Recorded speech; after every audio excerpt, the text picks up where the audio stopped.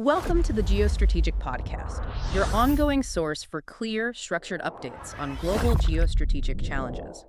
We explore the forces shaping global power, crisis hotspots, and how governments react so you stay informed with less effort.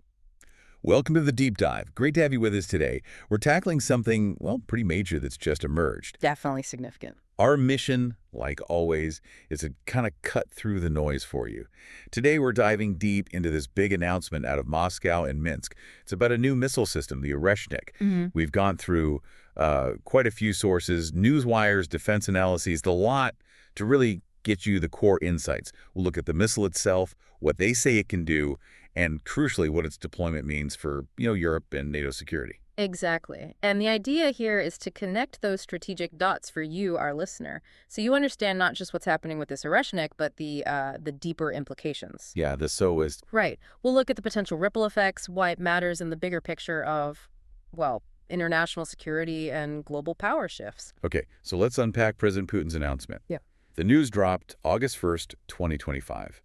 Putin was with Belarusian President Lukashenko on Volom Island, and he made a pretty stark statement. Yeah, very public. He said Russia has started mass production of this new hypersonic missile, Oreshnik. And get this, they plan to deploy it in Belarus by the end of this year. That's fast. Incredibly fast. And he wasn't vague. He said military officials have already picked the sites in Belarus. Prep work is apparently already happening. Wow. And he even claimed the first batch, the first series of these Oreshniks, are already produced and in military service. That's a very deliberate signal, isn't it? It really is. And just to give a bit of context on the weapon itself, Oreshnik means hazelnut tree in Russian. It actually first popped up experimentally back in November 2024. Against Ukraine. Yes, against Ukraine. They apparently targeted a missile factory in Dnipro. Sort of a proof of concept, maybe. And Putin's been hyping its capabilities big time. What's he claiming? Well, he claims it's a true hypersonic weapon, plunges to target at speeds up to Mach 10. Mach 10, that's over 7,500 miles per hour. Exactly, 10 times the speed of sound. That speed alone makes it incredibly hard to stop. Plus, it supposedly carries multiple warheads. Multiple warheads and hypersonic speed. Yeah.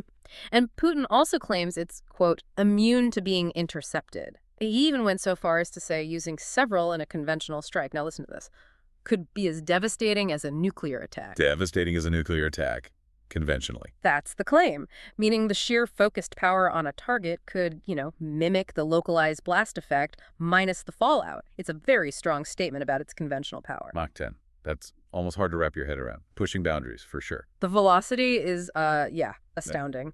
And significantly, for our discussion, Russia's missile forces chief has already said its range lets it hit all of Europe. From Belarus. From Belarus.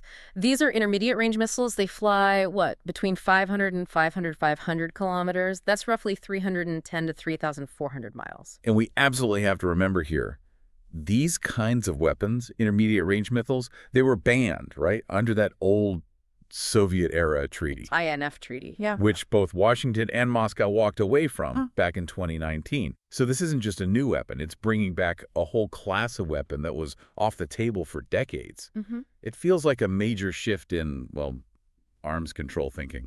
It fundamentally is. And this deployment, it plugs right into Russia's wider strategy with Belarus. That relationship has gotten much, much closer recently. The treaty they signed last fall. Precisely. That treaty gave Belarus security guarantees from Moscow, even mentioning the possible use of Russian nuclear weapons if Belarus is attacked.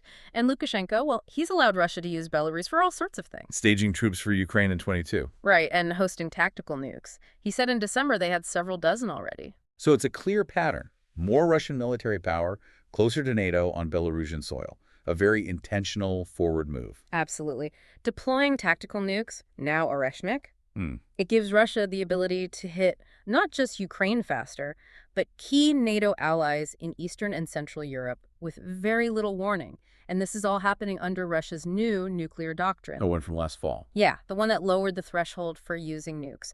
Now it says they could use them not just against WMDs, but also against conventional attacks threatening the sovereignty of Russia or Belarus. That doctrinal shift makes this Oreshnik deployment feel heavier. It really changes the whole strategic map for Europe. So the big question, the one we really need to get into, How does putting this system with these capabilities in Belarus change the immediate risk for Europe and NATO? What's the tangible threat increase? Yeah. Well, the number one issue is warning time. It just plummets.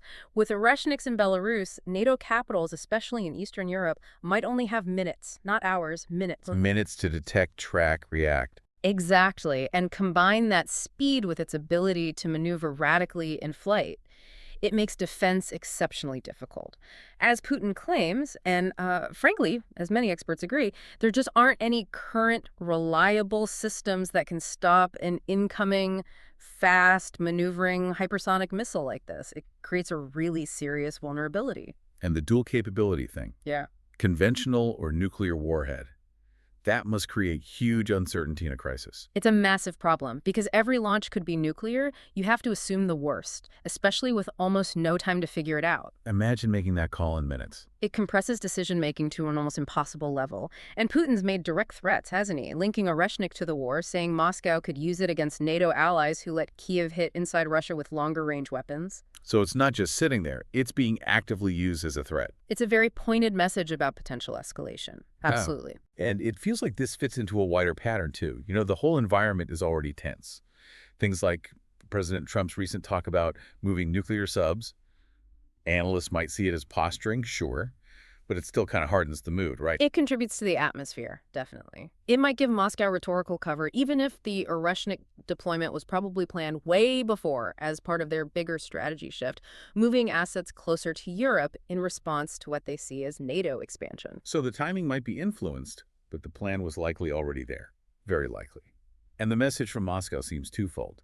To Kyiv, negotiate, or we can bring overwhelming force that your defenses, even NATO-supplied ones, can't stop. And to Europe and the U.S., look, our wartime economy is working. Our defense industry is producing things you guys are, quote, only dreaming of. It highlights a perceived gap. It really does. It suggests Western defense industries, focused elsewhere for years, are now playing catch-up in certain high-tech areas Russia prioritized.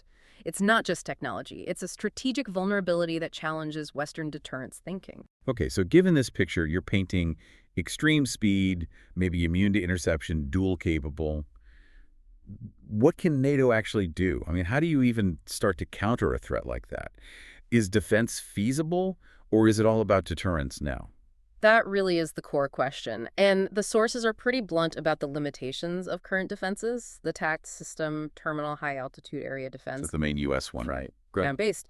It's mentioned as the only Western system that might have, and I quote, a slight chance of stopping an incoming Russian hypersonic, but even that's explicitly called not guaranteed. A slight chance. That's Wow. not reassuring.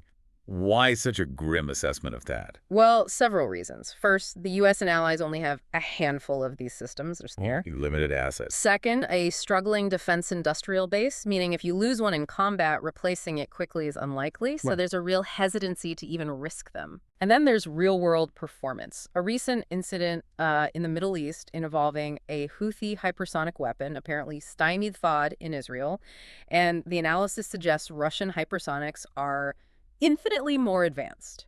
So even against a less advanced threat, it struggled. Essentially, yeah. The bottom line is THAAD has never demonstrated a real-world capacity for both tracking and knocking out incoming hypersonic weapons of this advanced type. Which brings us back to the main problem. No current reliable defensive systems against these things coming from Belarus. So if shooting them down reliably is off the table for now, what are the recommended strategies for NATO? What's the playbook look like given these huge challenges? Well, the sources point towards a multi-layered approach. It has to be. It's about mitigating the short warning time, managing the ambiguity, and plugging gaps where possible. First, NATO needs to urgently upgrade and extend advanced missile defense systems on that eastern flank. Which systems are we talking about? Things like the SM-3 Block IIA, the SM-6 often sea-based, and Israel's Arrow 3 system. The key is focusing on interceptors designed specifically for hypersonic and dual-capable threats to try and buy back some reaction time. Makes sense. What else? Second, massively enhanced intelligence and early warning, more advanced radar, better satellite tracking focused on Belarus. You need to see launches instantly. If you can't stop them reliably, knowing they're coming is absolutely critical to reduce surprise or, worse, accidental escalation. So intel becomes paramount. But knowing is one thing. Reacting in minutes is another. It's a horrible dilemma, but knowing is the prerequisite for any response. Third, they suggest increased deterrence patrols, more NATO air policing, more missile defense activity near the borders, plus regular visible exercises in those frontline states show readiness. Projecting strength and resolve. Exactly. Fourth, reinforce nuclear and security messaging. Be absolutely crystal clear. Any attack on NATO territory, including missile strikes from Belarus, triggers Article 5.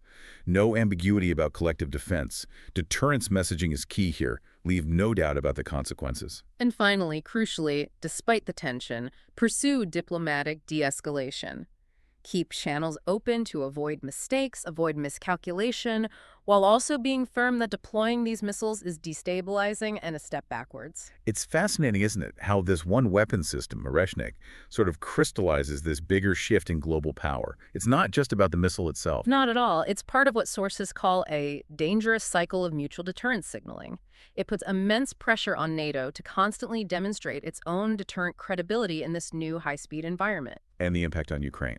Well, there's the grim possibility it could intensify devastating impacts on the remaining defenders of Ukraine, maybe changing the war's direction, maybe even reducing Russia's perceived need for a diplomatic settlement anytime soon. It's also, frankly, a wake-up call for Western leaders. How so?